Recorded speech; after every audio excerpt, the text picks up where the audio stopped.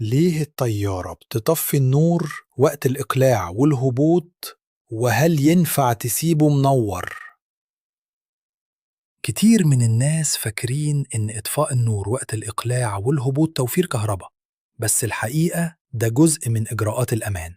الفكرة إن لما النور يطفي عينك بتتأقلم على الظلام بسرعة، فلو حصل أي طارئ واضطريت تتحرك في الإضاءة الضعيفة تشوف الطريق أسرع. وكمان الركاب يقدروا يلاحظوا أي نار أو لمعة بره الطيارة بسهولة. يعني أنت فاكرها حركة بسيطة، بس هي حرفياً ممكن تنقذ حياتك.